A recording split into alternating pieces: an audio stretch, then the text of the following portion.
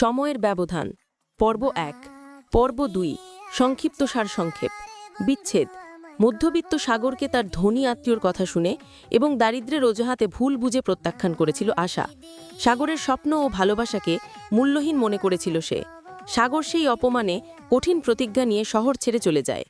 ৫ বছরের ব্যবধান ৫ বছর পর সফল এক্সিকিউটিভ আশা একটি বহুজাতিক প্রযুক্তি সংস্থার সাথে চূড়ান্ত মিটিংয়ে আসে।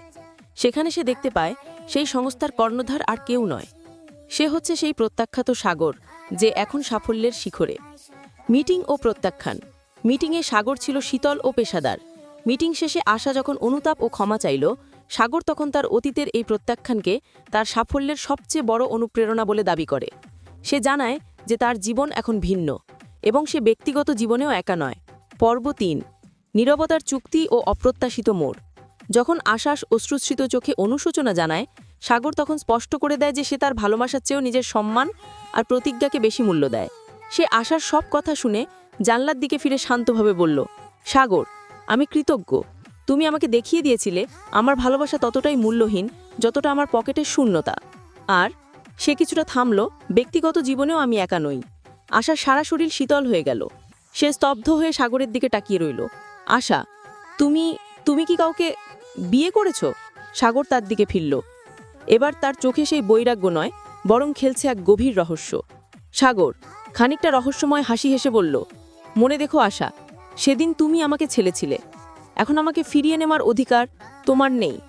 আমার কাছে এখন সম্মান ও প্রতিজ্ঞা ভালোবাসার চেয়েও অনেক বেশি গুরুত্বপূর্ণ।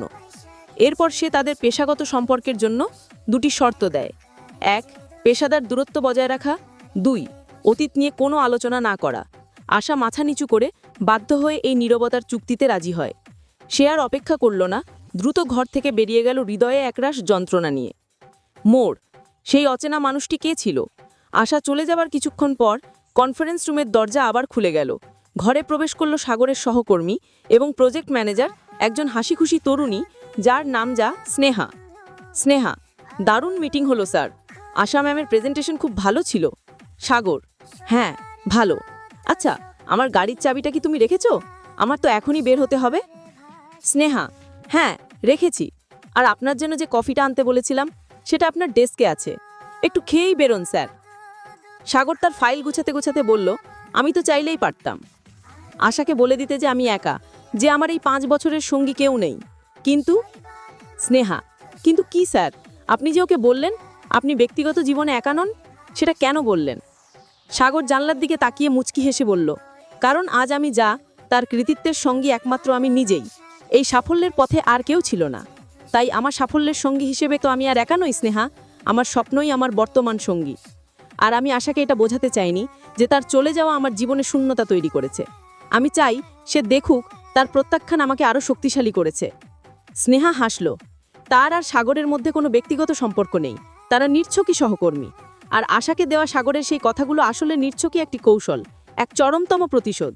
আশা যেন চিরকাল এই ভেবে অনুতপ্ত হয় যে সে শুধু এক সফল মানুষকেই হারায়নি, বরং তাকে ফিরিয়ে নেওয়ার সুযোগও আর নেই। সাগর তার ব্রিজকে হাতে নিল। যে দারিদ্র্যের কারণে আশা তাকে প্রত্যাখ্যান করেছিল, আজ সেই দারিদ্র্যের ক্ষতকে সে তার চরমতম সাফল্যে মুড়ে এক নীরব প্রতিশোধের অস্ত্র হিসেবে ব্যবহার করল। তার মন থেকে ভালোবাসার আবেগ হয়তো চলে গেছে, কিন্তু সেই আঘাতের স্মৃতি তাকে এখনও পরিচালিত করে। শেষ কথা, বন্ধুরা, ভুল বোঝাবুঝি, অপমান এবং প্রতিশোধের এই গল্পটি আপনাদের কেমন লাগলো? যদি এই গল্পটি ভালো লাগে তাহলে অবশ্যই আমাদের চ্যানেলটিকে সাবস্ক্রাইব করে আমাদের পাশে থাকবেন। আপনাদের মতামত জানাতে কমেন্টে জানাতে ভুলবেন না। আপনার একটি কমেন্ট আমাদের পরবর্তী গল্প লেখার অনুপ্রেরণা। ধন্যবাদ।